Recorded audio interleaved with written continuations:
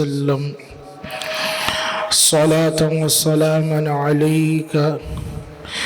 یا سیدی یا سیدی یا سیدی یا رسول اللہ صلی اللہ علیہ وسلم۔ الحمدللہ، ماہ رجب کا بابرکت مہینہ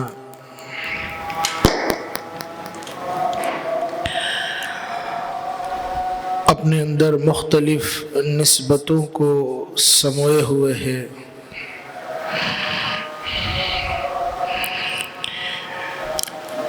ایک بہت ہی خاص نسبت جرنیل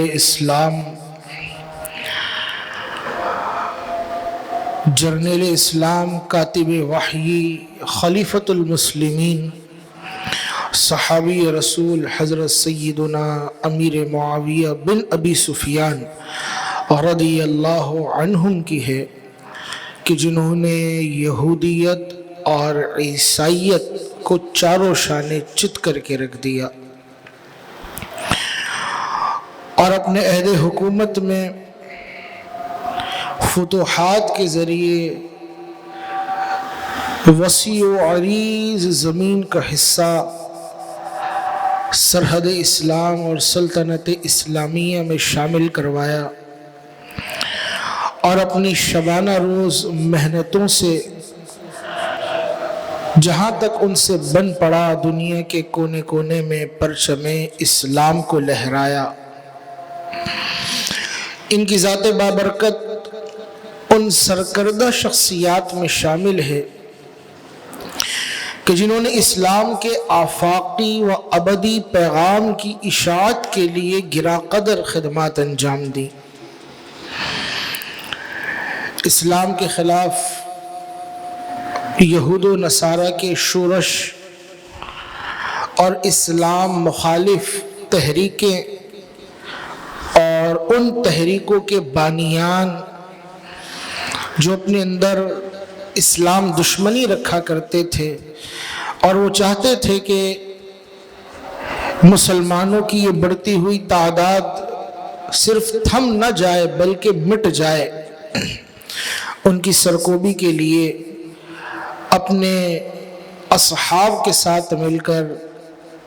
شب و روز کوششیں کی۔ اور آپ کی ذات وہ ہے کہ جن سے کتب حدیث میں تقریباً 163 کے لگ بھگ احادیث مروی ہیں اور بہت سے اجلہ اصحاب رسول صلی اللہ علیہ وسلم آپ سے ان کو روایت کرتے ہیں۔ حضرت امیر معاویہ اپنے زمانے میں فہم، تدبر، علم و دانائی اور تحمل مزاجی میں اپنی مثال آپ تھے، اور کیوں نہ ہو کہ نبی محترم صلی اللہ علیہ وسلم نے انہیں دعا عطا فرمائی کہ الہی تو معاویہ کو حساب کتاب سکھا دے، ان کو عذاب سے بچا لے، اور ایک مقام پر ان کے لیے یہ دعا فرمائی کہ اے مالک تو انہیں ہادی اور مہدی بنا۔ تو وہ حضرت امیر معاویہ رضی اللہ عنہ کیوں نہ امت کی رہنمائی اور بھلائی کے لیے شب و روز محنتیں نہ کریں کہ جنہیں نبی کریم صلی اللہ علیہ وسلم نے اتنی عظیم دعا عطا فرمائی کہ اے مالک ان کے ذریعے سے لوگوں کو ہدایت دے، ان کے ذریعے سے لوگوں تک بھلائی کا پیغام پہنچے، او کما قال علیہ السلام۔ جہاں تک حضرت امیر معاویہ رضی اللہ عنہ کی علمی خدمات یا ان کی ریاستی خدمات یا منصب حکومت پر فائز ہونے کے بعد لوگوں کی فلاح اور بہبود کے لیے کی جانے والی کوششوں اور کاوشوں کا تعلق ہے، اس سے قطع نظر اگر ان کی اور فضیلتوں کی جانب نگاہ کی جائے تو ایک خاص فضیلت انہیں حاصل ہوئی، اور اس فضیلت کے بارے میں یوں آتا ہے کہ آقا علیہ السلام آپ نے کتابت وحی کے لیے کچھ افراد کو مخصوص کیا ہوا تھا کہ جو قرآن پاک آقا علیہ السلام کے قلب نازنین پر نازل ہوا کرتا، وہ آپ جب تعلیم فرماتے تو پھر اس کو لکھوا بھی دیا جاتا، کبھی پتھروں پر، کبھی چھال پر، کبھی لکڑی پر۔ اس جماعت کو بڑھانے کی جب ضرورت پیش آئی یا کسی فرد کو اس میں شامل کرنے کے لیے جب ضرورت پیش آئی تو آقا علیہ السلام آپ کی نظر انتخاب حضرت امیر معاویہ پر گئی۔ ایک روز جبرائیل امین آپ کی بارگاہ میں حاضر ہوئے تو رسول اللہ صلی اللہ علیہ وسلم نے جبرائیل امین سے پوچھا، اے جبرائیل، آپ کیا کہتے ہیں معاویہ کے بارے میں کہ ہمیں کتابت وحی کے لیے ایک فرد کی ضرورت ہے، ان کے بارے میں آپ کی کیا رائے ہے؟ تو جبرائیل امین بارگاہ رسالت میں عرض کرتے ہیں، یا رسول اللہ، امیر معاویہ کو آپ کاتب وحی بنا لیجئے کیونکہ یہ امانت دار شخص ہے۔ تو گویا کہ حضرت امیر معاویہ کو کتابت وحی کے حوالے سے ذمہ داری سونپی جانی ہے اور مشورہ کیا جا رہا ہے اور مشاورت میں شامل کیا جا رہا ہے اس ہستی کو، اس ذات کو کہ جو قرآن کو لے کر آنے والی ہے، یعنی جبرائیل امین، وہ رب کا پیغام لانے والے ہیں، اور انہی سے پوچھا جا رہا ہے کہ آپ پیغام لاتے تو ہو، یہ بتاؤ لکھوانے کے لیے اگر امیر معاویہ ہوں تو؟ وہ عرض کرتے ہیں، یا رسول اللہ، یہ تو امانت دار ہیں، ان کے انتخاب میں تاخیر نہیں ہونی چاہیے کہ اسلام کو ان سے فائدہ ہی فائدہ پہنچے گا۔ یہی حضرت امیر معاویہ رضی اللہ عنہ ہے کہ جب حضرت عثمان ذو النورین رضی اللہ عنہ کا عہد حکومت آیا تو آپ نے انہیں شام کا امیر یعنی گورنر مقرر کیا، اور جب آپ امیر شام کی حیثیت سے شام پہنچتے ہیں تو آج جو موجودہ سیریا ہے وہ اتنا محدود شام نہیں تھا، بلکہ موجودہ فلسطین، بیت المقدس اور اس وقت مقبوضہ علاقہ فلسطین کا اسرائیل، یہ سب کا سب شام میں شامل تھا، اور بیت المقدس اس وقت فتح ہو چکا تھا۔ تو اس پورے علاقے پر بطور گورنر، امیر، حاکم حضرت امیر معاویہ رضی اللہ عنہ کی تعیناتی ہوئی، اور آپ نے لگ بھگ 20 سال تک گورنری فرمائی اور وہاں امیر کے عہدے پر آپ فائز رہے۔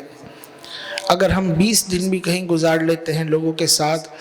اور انسان شارپ مائنڈ ہو تو سامنے والوں کی کیفیات کو، ان کے مزاج کو، رکھ رکھاؤ کو،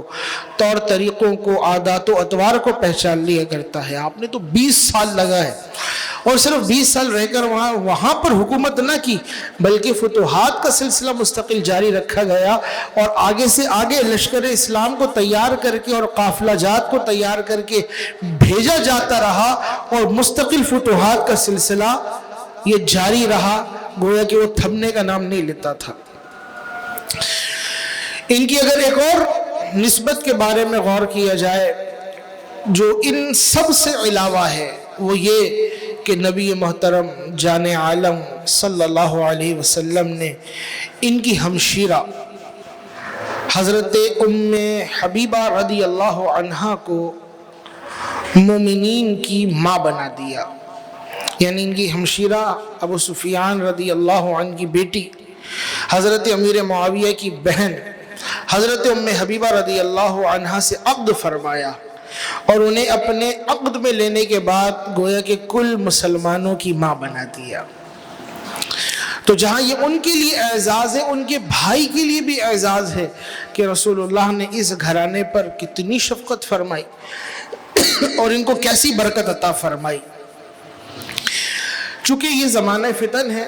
اور ابھی نہیں بلکہ بہت پہلے سے صحابہ کرام کے بدگو موجود ہیں جو بغض صحابہ اپنے دل میں لے کر جیا کرتے ہیں، اور بالخصوص حضرت امیر معاویہ رضی اللہ عنہ کی دشمنی اپنے سینوں میں پالتے ہیں، اور یہ دشمنی ان کے سینوں کو بچھو کے زہر سے بھی زیادہ جھلسا کے رکھ دیتی ہے اور موذی بنا دیتی ہے۔ ایسے ہی افراد ہیں جن کے بارے میں کتاب الشفا کے شارح وہ کہتے ہیں کہ حضرت امیر معاویہ رضی اللہ عنہ کی دشمنی کو جو اپنے قلب میں رکھتا ہے اور ان کے بوس کو اپنے باطن میں پالتا ہے، ہوا کلب من کلاب النار یا ہوا کلب من کلاب الحاویہ، وہ جہنم کے کتوں میں سے ایک کتا ہے۔ تو آج سیدنا امیر معاویہ رضی اللہ عنہ پر بولنے والے، تبرہ کرنے والے، بھونکنے والے، ہذیان بکنے والے بہت ہیں۔ ایک تو وہ ہے جو اپنے آپ کو کہتے ہی ہیں کہ ہم نے صحابہ کی گستاخی کرنی، ان کا مذہب ہی یہی ہے، لیکن آج کل اپنے آپ کو اہل السنہ والجماعت کہنے والے اور سیدی اعلی حضرت علیہ رحمہ کا ہم نظریہ کہنے والے اور ان کا فالوور کہنے والے، سچے سچے سنی بننے والے، وہ معاذ اللہ حضرت امیر معاویہ رضی اللہ عنہ پر تبرہ کر رہے ہوتے ہیں۔ تو ہمیں سوچنا چاہیے کہ ہم کس راہ پہ چل رہے ہیں، ہم کس جانب جا رہے ہیں۔ یہ صحابہ کرام جن کے ذریعے ہم تک ایمان پہنچا، اگر ان صحابہ کے بارے میں ہی گستاخانہ کلمات زبان سے نکلیں اور انہی کی شان کے اندر معاذ اللہ بدتمیزی اور بے ادبی ہو جائے تو پھر ہمارے ایمان کا بنے گا کیا؟ اور ان سب چیزوں کے پیچھے جس بات کو بیس بنایا جاتا ہے وہ ہے کتب تواریخ، تاریخی واقعات۔ یعنی جس کو دیکھو وہ اسلام کے بارے میں، محبین اسلام کے بارے میں،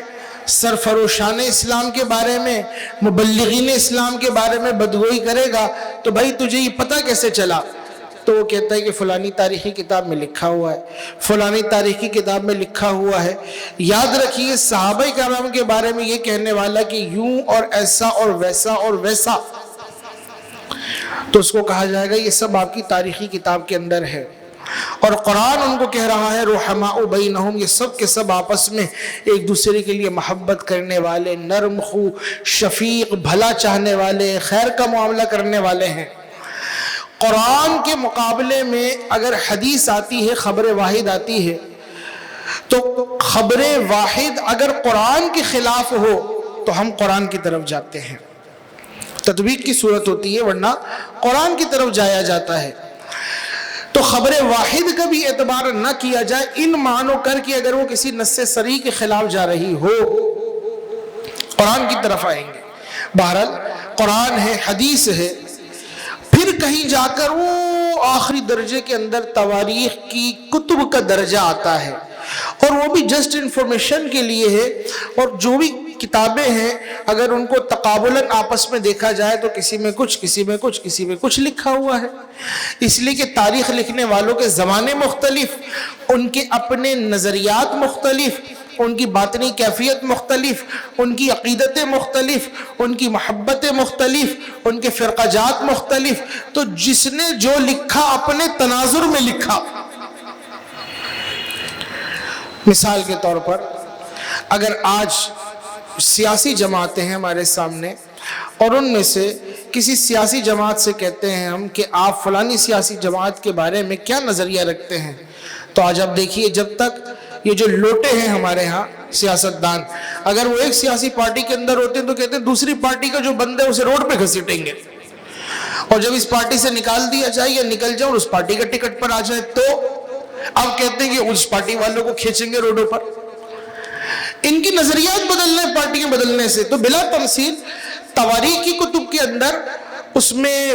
یہودی بھی شامل ہو گئے، عیسائی بھی گھس گئے، اس میں بددین بھی گھس گئے، اس میں گمراہ لوگ بھی گھس گئے، انہوں نے تاریخی اپنی عبارتیں ڈال دی۔ آج سوشل میڈیا کا دور ہے، آپ غور تو کیجئے پاکستان کو 70 سالوں سے لوٹنے والے حکمرانوں کا حال کیا ہے۔ ابھی الیکشن کا دور ہے اور سب کو ووٹ چاہیے، تو وہ لوگ جو 70 سالوں سے پاکستان کو لوٹ رہے ہیں وہ فرشتے بنے ہوئے ہیں۔ کوئی تصویر چاہتا ہے شائع ہو جائے، کعبۃ اللہ کے پردے سے لٹکا ہوا ہے، کوئی سنہری جالیوں کے آگے ہاتھ باندھ کے سر جھکا کے کھڑا ہوا ہے، اس سے بڑھ کر تو کوئی نیک ہی نہیں۔ حالانکہ کسی نے 100 بندے قتل کروائے، کسی نے 200 بندے قتل کروائے، کسی نے پورے گاؤں کو آگ لگوا دی، لیکن وہ کہہ رہے ہیں ہم سے زیادہ تو نیک کوئی پاکستان میں ہے ہی نہیں، سب سے زیادہ پاکیزہ ہم ہی ہیں، متقی پرہیزگار ہم ہی ہیں، لہٰذا ہمارا انتخاب کریں۔ اور دوسری طرف اگر ہم دیکھیں تو فریم میں ایک طرف ان کی یہ باتیں چل رہی ہوتی ہیں، دوسری طرف ان کے کرتوت چل رہے ہوتے ہیں جنہوں نے کیا۔ تو آج جھوٹ اور سچ کو اتنا خلط ملط کیا جا رہا ہے، حالانکہ جھوٹ واضح ہے، سچ واضح ہے، لیکن پھر بھی کس طرح ملمہ کاری کی جا رہی ہے. تو 800-1500 سال پہلے، 1200 سال پہلے وہ تاریخی روایتیں کہ جن کو نقل کرنے والے معاذ اللہ وہ لوگ تھے جو یہودی، لیکن انہوں نے کلمہ پڑھ لیا بظاہر اور اسلام کا لبادہ پہن لیا، یا وہ گھسے اس کام کے لیے کہ اسلام کے اندر ہم نے رخن اندازیاں کرنی اور انہوں نے اپنے باطنی نظریات کو منتقل کرنا شروع کر دیا. تو بھائی ہمارا ایمان قرآن پر ہے، حدیث پر ہے. جتنی کتب تاریخ ہیں اگر یہ قرآن کے موافق ہیں تو ہم اس کو لے لیں گے، اور اگر قرآن کے مخالف ہیں تو اسے دیوار پہ دے ماریں گے. مسلمان کیا جانے ایسی تاریخی کتاب کے بارے میں کہ جس میں معاذ اللہ صحابہ کرام کے بارے میں گندی باتیں لکھی ہوں، جس میں محبوبان بارگاہ کے بارے میں غلط باتیں لکھی ہوئی ہوں. تو آج ہماری ان تاریخی کتابوں کو بنیاد بنا کر بالخصوص وہ جو اپنے آپ کو انٹیلیکچوئل کہنے والا اور پڑھا لکھا کہنے والا طبقہ ہے اور کہتے ہیں کہ ہم نے بہت اسٹڈی کی اور بہت مطالعہ کیا، تو بھائی آپ نے قرآن کا نہیں، آپ نے تاریخ کا مطالعہ کیا ہے. تاریخ میں رتب و یابس سب کچھ بھرا ہوا ہے، اور یاد رکھیے تاریخیں بدل بھی دی جاتی ہیں. یاد رکھیے تاریخیں وہ تاریخ لکھنے والے ہی بعض اوقات بدل دیا کرتے ہیں. مومن جو ہے وہ ان کتب تواریخ کو نہیں بلکہ رسول اللہ کے لائے ہوئے دین اور آپ پر نازل کردہ قرآن پر ایمان رکھتا ہے. تو بہرحال صحابہ کی طرف یاد رکھیے کسی بھی قبیح معاملے کی نسبت کرنا یہ ناجائز ہے. صحابہ کی طرف کسی قبیح امور کا انتساب یہ ممنوع اور گناہ ہے،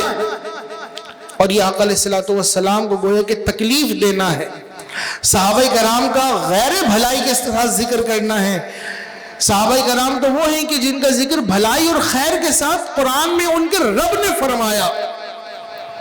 تو آج اگر کوئی بچونگڑا پیدا ہو جائے اور وہ غیر معروف طریقے سے ان کا ذکر کرے تو اسے کہیں گے یہ جہنم کا کتا ہی، یہ ہزیان بکنے والا ہے. ان کا رب تو انہیں فرمائے ہم ان سب سے راضی ہیں، یہ سب بڑے ہی آپس میں ایک دوسرے کا بھلا چاہنے والے ہیں. اور یاد رکھیے صحابہ کرام کے درمیان جو بھی مشاجرات رہے وہ ان میں ہو کر ختم ہو گئے اور انہوں نے اس کو نبھا لیا. اس معاملے کو ہو چکے سینکڑوں سال گزر گئے. اب کوئی صدی کے اندر اٹھے اور وہ کہے نہیں وہ کیوں تھا اور ایسا کیوں تھا اور یوں کیوں ہوا تھا. اور بھائی حضرت عثمان کی شہادت کے بعد، حضرت علی کی شہادت کے بعد مولا امام حسن رضی اللہ عنہ کو خلافت سونپی گئی. آپ مسلمانوں کے کچھ عرصے خلیفہ رہے اور پھر امیر معاویہ رضی اللہ عنہ کے حق میں دستبردار ہو گئے. تو حضرت امام حسن حضرت امیر معاویہ کو مسلمانوں کی باغ دوڑ دے رہے ہیں. سیاسی حالات، عہد کے تقاضے، اور آقا علیہ السلام نے پہلے ہی بشارت دی تھی کہ میرا یہ بیٹا مسلمانوں کے دو گروہوں کے درمیان صلح کروائے گا، او کما قال علیہ السلام. تو جو کچھ تھا وہ سب ہو کر وہ سارا معاملہ سارٹ آؤٹ ہو چکا. لیکن اس دور کے اندر کوئی حکم بننے کی کوشش کرے تو اس کو کہیں گے بھائی چھ پدی کا شوربہ،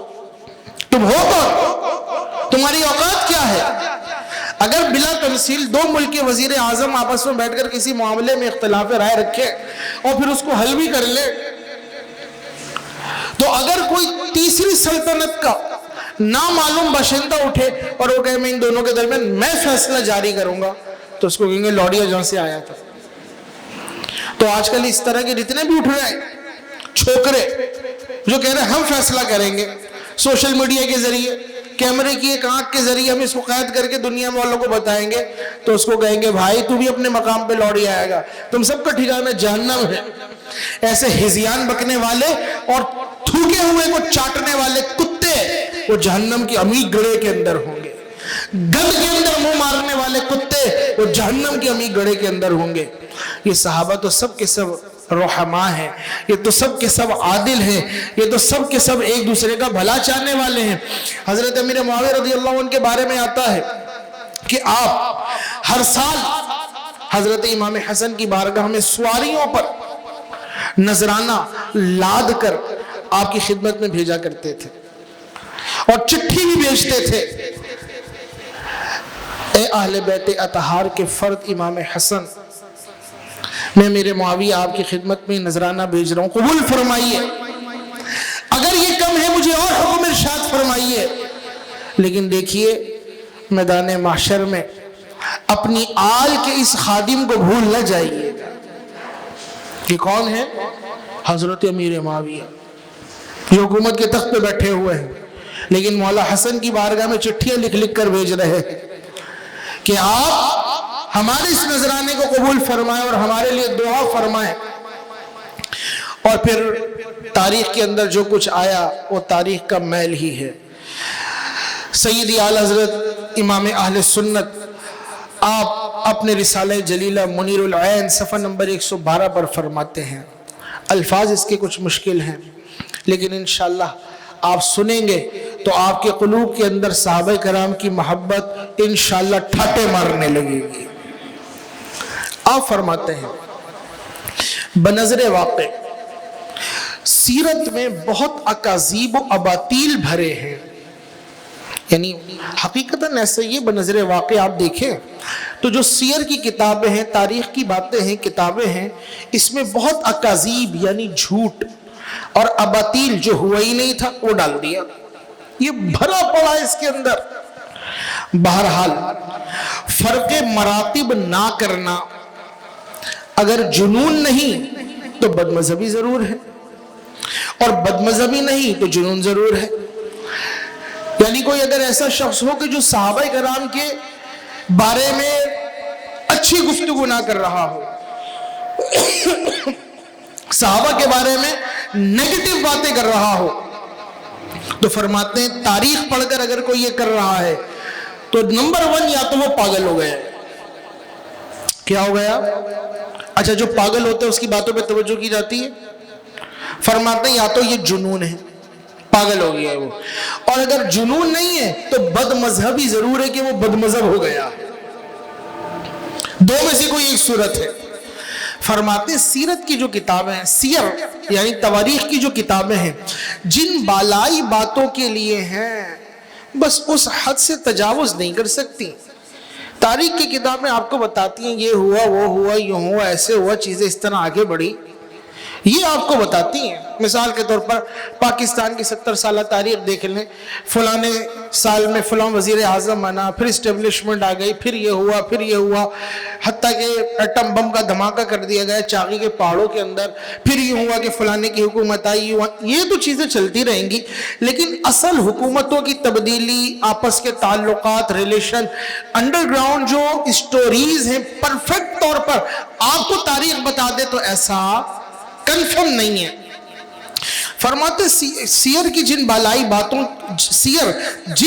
باتوں کے لیے اس حد سے تجاوز نہیں کر سکتے کہ وہ تو آپ کو صرف ایک انفارمیشن دینے کے لیے تھی، وہ بھی شک زدہ، آپ نے اس کو اپنا ایمان بنا لیا۔ ایسی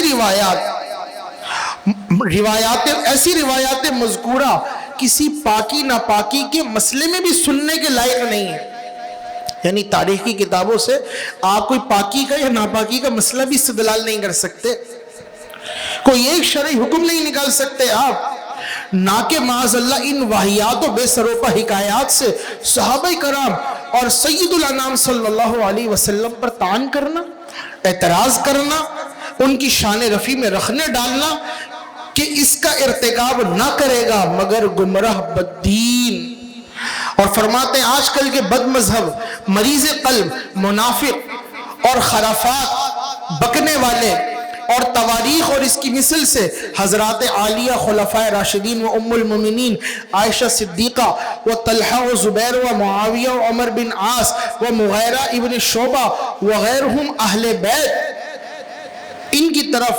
طعن کی باتیں اور مردود روایتیں منسوب کرنے والے اور ان کے باہمی مشاجرات میں متوحش اور محمل حکایات اور بیہودہ کلمات اور اکثر تو سرے سے کذب واحظ اور بہت ہی الحاقات ملعونہ روافظ چھانٹ لائے اور ان سے قرآن عظیم، ارشادات مصطفیٰ، اجماع امت و اساطین ملت کا مقابلہ چاہتے ہیں۔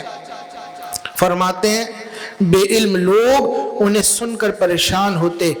یا فکر جواب میں پڑھتے ہیں کہ بھائی اس تاریخ میں تو یہ لکھا، اس میں تو یہ لکھا، اس میں تو یہ لکھا. فرماتے ہیں ان کا پہلا جواب یہی ہے کہ ایسے محملات کسی ادنا مسلمان کو گناہگار ٹھہرانے کے لیے بھی مسموع نہیں ہو سکتے. اتنی ہلکی باتوں سے تو آپ کسی کو گناہگار بھی نہیں ٹھہرا سکتے. چھ جائے کہ آپ محبوبان بارگاہ کی طرف تعان کی نسبت کریں، چھ جائے کہ آپ ان کے درجات کے اندر تفاوت کا معاملہ کرنا شروع کر دیں، تو یہ تو لوگوں کی اپنی باطنی ہے جو انہوں نے کتب تواریخ کے اندر درج کر دی ہیں. رہ گئے محبوبان بارگاہ، ان کا مقام وہی ہے جو قرآن نے بیان کر دیا، جو حدیث نے بیان کر دیا. تو ہم آپ کو عرض کر رہے تھے حضرت امیر معاویہ رضی اللہ عنہ، ان کی اگر نسبتوں اور ان کو بارگاہ رسالت سے ملنے والی برکتوں کی طرف توجہ کریں تو یہ عظیم برکت کہ ان کی ہمشیرہ اور ان کی بہن کو رسول اللہ نے اپنے عقد میں لے کر کل مومنین کی ماں بنا دیا. کیسی خاص نسبت. اور امیر معاویہ کو قرآن لکھنے کے لیے خاص فرما لیا اور پھر انہیں دعا دی اللہ معاویہ کے پیٹ کو علم سے بھر دے، حلم سے بھر دے، اور سواری پر اپنے ساتھ پیچھے بٹھا لیا. اور وہ حضرت امیر معاویہ ان کے بارے میں جبرائیل امین سے گفتگو فرما رہے ہیں کہ میں کتابت وحی کے لیے چاہتا ہوں، اس بندے کا انتخاب کرنا، تم کیا کہتے ہو؟ جبرائیل امین کہتے ہیں یا رسول اللہ یہ تو بڑے ہی امانت دار ہے. اور پھر حضرت امیر معاویہ کا عشق رسول قربان جائیے، زندگی بھر اہل بیت کی محبت میں جیے، اہل بیت کے ساتھ عقیدت رکھی، ان کی خدمتوں میں نذرانے پیش کیے. 20 سال تخت پر بیٹھنے سے پہلے گورنر رہے، امیر شام رہے، اور پھر 20 سال خلیفۃ المسلمین اور سلطان وقت رہے، حاکم وقت رہے، تخت حکومت پر بیٹھے. کتنے سال ہو گئے؟ 40 سال. کتنے سال؟ آج اگر یہاں 40 دن کسی کو حکومت مل جائے تو وہ 4 کروڑ کی گاڑی بنا لیتا ہے اور ایک نیکی ہی بنا لیتا ہے. 40 سال حکومت کی اور اپنے لیے کیا جمع کیا؟ امیر معاویہ کیا اپنے ساتھ جمع کر کے رکھتے رہے؟ جب دنیا سے جانے کا وقت آیا تو لوگوں کو کہا لوگوں معاویہ بن ابی سفیان خدا اس کی کوششوں کو قبول کرے، جو میری طاقت میں تھا میں نے کیا، لیکن مجھے اپنے اعمال پہ بھروسہ نہیں ہے. معاویہ کے پاس ایک خزانہ ہے اور مجھے امید ہے کہ اسی کے سبب میرا مولا میری بخشش فرمائے گا. پوچھا ہے امیر معاویہ حاکم وقت آپ کے پاس کیا خزانہ ہے؟ فرمایا میرے گھر کے اس کونے میں جاؤ اور وہاں صندوقچی کے اندر قیمتی غلاف کے اندر تمہیں خزانہ ملے گا. جب اس کو لایا گیا ان کی خدمت میں تو انہوں نے اس کو چوما اور کہا یہ میرے پیارے آقا صلی اللہ علیہ وسلم کی منہ مبارکہ ہے، بال اقدس ہیں، اور یہ ناخن کے تراشے میرے پیارے پیارے آقا صلی اللہ علیہ وسلم کے ہیں. کہا میں 40 سال تخت پر بیٹھا رہا، مسلمانوں کی سرحدوں کی بھی حفاظت کرتا رہا اور اس خزانے کی بھی حفاظت کرتا رہا ہوں. لوگ کہیں گے معاویہ نے اپنے لیے کیا جمع کیا، تو ان کو بتا دینا معاویہ نے رسول اللہ کی غلامی اور رسول اللہ کے عشق اور حضور کی اس نسبت کو اپنے لیے جمع کر کے رکھا اور کہا جب معاویہ مر جائے اور چہرہ کفن میں چھپا دو تو اس سے پہلے ان بالوں کو معاویہ کے چہرے پہ رکھ دینا، ان ناخنوں کو معاویہ کی آنکھوں پہ رکھ دینا، معاویہ کے چہرے پہ رکھ دینا، اور پھر کفن ڈال دینا اور پھر قبر میں لٹا دینا اور مجھے میرے مولا ارحم الراحمین کے سپرد کر دینا. کہ جب فرشتے قبر میں آئے اور معاویہ سے پوچھیں کہ ہاں بھائی تو کون ہے، تو معاویہ کہے حضور کے عشق کا داغ سینے پر بھی لے کر آیا ہوں، روح پہ بھی لے کر آیا ہوں، اور فرشتوں جھوم جاؤ جن مصطفیٰ کریم کے تم بھی غلام ہو ان کی نسبت اور نشانی اپنے منہ پہ لے کر آیا ہوں. یہ حضرت امیر معاویہ کی محبت تھی. آج لوگ طرح طرح کی باتیں کرتے ہیں اور بالخصوص سوشل میڈیا کے چھوکرے، بلکہ پتہ نہیں چھوکرے ہیں کہ بروزن کیا بولا جائے ان کو، یہ بیٹھے ہوتے ہیں اور طرح طرح کی باتیں. ہمارے نوجوان بھی پریشان ہیں. میرے بھائیوں امیر معاویہ یہ مسلمانوں کے جرنیل تھے. 22 رجب المرجب آپ کا یوم وصال ہے۔ 15 تاریخ رجب کی حضرت امام جعفر صادق رضی اللہ عنہ کی شہادت کی تاریخ ہے، کنڈے کی نیاز ہوتی ہے۔ 22 تاریخ آپ کا یوم وصال ہے، تو ان کے لیے بھی اصال ثواب کا اہتمام کریں، اور سب سے بڑھ کر ان کی سیرت کو پڑھیں کہ انہوں نے کس طرح 40 سال شب و روز اسلام کے لیے محنتیں کی ہیں۔ ہم 40 گھنٹے نہیں کر پاتے،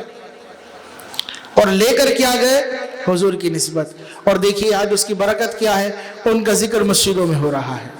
لوگ ان کے ناموں پہ مسجدیں بنا رہے ہیں، لیکن جو دل میں بغض رکھنے والے ہیں وہ ان کے خلاف بدگوئی کر رہے ہیں، اور ان بدگو لوگوں کے خلاف شارح نسیم الریاض پہلے ہی فرما چکے، ہم کلب من کلاب الہاویہ، یہ سب جہنم کے کتے ہیں کہ جن کے منہ سے ہذیان ٹپکتا ہے اور غلاظت بہتی ہے۔ معاویہ کا نبوت خدا نے اتنا اعلیٰ کیا، اتنا اعلیٰ کیا، اتنا اعلیٰ کیا کہ اگر اس کے طریقے پر آ جاؤ تو خدا تمہاری بخشش فرما دے، خدا تمہیں جنت میں خلد میں اعلیٰ مقام عطا فرما دے۔ اللہ ہمیں ہمارے اکابرین کی محبتوں پر استقامت عطا فرمائے۔ آمین۔ وآخر دعوانا الحمدللہ رب العالمین۔